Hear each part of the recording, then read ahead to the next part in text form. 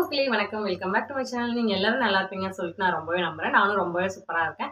இன்னைக்கு என்ன வீடியோன்னு சொல்லிட்டு பார்த்தீங்கன்னா, நம்மளுக்கு என்ன வேணுமோ அத நாமளே ரெடி பண்ணி வைக்கணும். நம்மளுக்கு இன்னொருத்தவங்க எது செய்வாங்கன்னு சொல்லிட்டு எதிர்பார்க்காம, நமக்கு என்ன தேவையோ அத நாமே உருவாக்கிக்கணும்.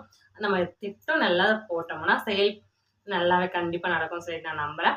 அத பத்தி தான் உங்க கூட இந்த வீடியோல நான் ஷேர் பண்ண போறேன். அதுக்கு முன்னாடி நம்ம சேனல் நீங்க இப்ப தான் ஃபர்ஸ்ட் டைம் பார்க்குறீங்கன்னா, சப்ஸ்கிரைப் பண்ணிக்கோங்க. மறக்காம பெல் பட்டனை கிளிக் பண்ணிக்கோங்க. வாங்க வீடியோக்குள்ள போகலாம். வீடியோக்குள்ள போகிறதுக்கு முன்னாடி ஒரு கதை சொல்லிக்கிறேன். இந்த கதையை எத்தனை பேர் கேள்விப்பட்டிருப்பீங்கன்னு தெரியாது. நான் கேள்விப்பட்டேன். எனக்கு தெரிஞ்சதை நான் உங்க கூட ஷேர் பண்ண போகிறேன். ஒரு ஒரு ஒரு நாடு இருந்துச்சு. அது பெரிய சாம்ராஜ்யம் இருந்துச்சு. அங்க யாருன்னா ராஜாவா இருக்கலாம். ஆனா 5 வருஷம் கழிச்சு அவங்கள ஒரு கடல் தாண்டி ஒரு காடு இருக்கும். அந்த காட்டுல வனவிலங்கு எல்லாமே இருக்கும். அந்த வனவிலங்கு கிட்ட 5 வருஷம் கழிச்சு ராஜா முடிஞ்ச உடனே எடுத்து போய் அவங்க விட்டுருவாங்க. அந்த கடலை தாண்டி அங்க இருக்கிற வனவிலங்கு அதெல்லாம் அவங்கள கொன்று சாப்பிட்ரும். அதனால யாரும் வரமாட்டாங்க. ஆனா ஒரு சிலர் வந்தாங்க. ஒரு சிலர் வந்தோடனே ஃபர்ஸ்ட் ஒருத்தர் வந்தாரு. வந்தோடனே ஃபர்ஸ்ட் 2 வருஷம் சூப்பரா சந்தோஷமா இருந்தாரு. அப்புறம் 3வது வருஷம் பார்த்தீங்கன்னா, நம்ம இன்னும் 2 வருஷம் கழிச்சு காட்டுக்கு போய் நம்மளை கொன்னுடுமே, காட்டுல இருக்கிற வனவிலங்குலாம் கொன்னுடுமேன்னு சொல்லிட்டு டென்ஷன் ஆகி இறந்துட்டாரு.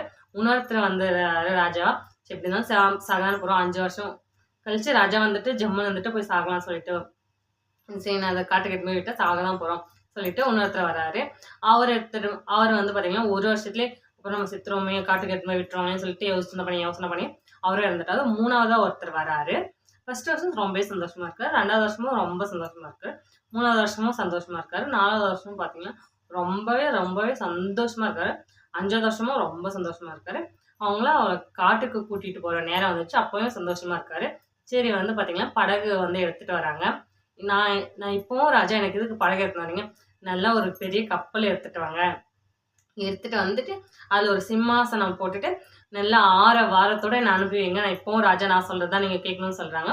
அப்போ எல்லாரும் ஷாக் ஆகிறாங்க. இவங்க இன்னும் ஏன் சந்தோஷமா இருக்காங்க? அவங்க தான் எங்களை எடுத்து போய் காட்டுல விட்டு அவங்க இறந்துருவாங்களே, ஏன் இவ்வளவு சந்தோஷமா இருக்காருன்னு சொல்லிட்டு எல்லாம் யோசிக்கிறாங்க. அப்ப அந்த கப்பல் ஓட்டுறாங்களே அவங்க கேட்கறாங்க, ராஜா இப்ப இத்தனை நாள் நீங்க சந்தோஷமா இருந்தீங்க, சரி இப்போ உங்களுக்கு கொஞ்சம் கூட வருத்தமே இல்லையா? நீங்க அவ்வளவுதான் காட்டுக்கு எடுத்து போய் விட்டாங்கன்னா நீங்க இறந்துடுவீங்க, வனவிலங்குலாம் அடிச்சு கொண்டு சாப்பிட்றோம்.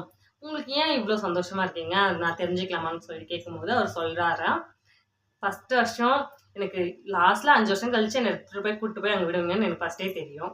அதனால நான் என்ன பண்ணேன், ஃபர்ஸ்ட் நான் அங்க இருக்கிற வனவிலங்குலாம் வேடனை எடுத்து போய் விட்டுட்டு கொண்டுட்டேன். அதெல்லாம் பாதியே என்னது வேற இடத்துக்கு அமுச்சு கூட்டு போய் விட்டுட்டாங்க. 2வது வருஷம் எனக்கு தேவையான பெரிய மாளிகை கட்டிட்டேன்.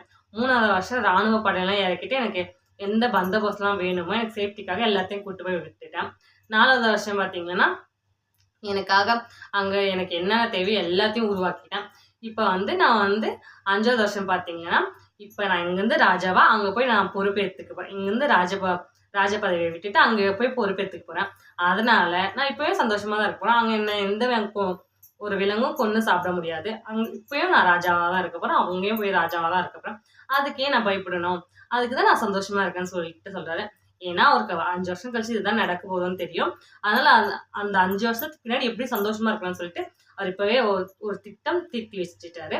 அதனால அவர் சந்தோஷமா இருக்காரு. அதே மாதிரிதான் நம்ம எதிர்காலத்துல நம்மளுக்கு என்ன எதிர்காலத்தை பத்தி பயம் தேவையில்ல. எதிர்காலத்துக்கான ஒரு சேஃப்டிக்கா நம்ம என்னென்னலாம் நமக்கு தேவையோ, நகமா இருக்கட்டும், இடமா இருக்கட்டும், பணமா இருக்கட்டும், நம்ம உடல் நலமா இருக்கட்டும், எது நம்மளுக்கு எப்படி நல்லா இருக்கணுமோ நம்ம இப்பந்தே பயப்படாம நம்மளுக்கு என்ன தேவையோ நம்ம இப்பந்தே சேர்த்து வச்சுக்கணும்னு நான் சொல்லிட்டு இந்த கதையிலேருந்து எனக்கு தெரிஞ்சிச்சு.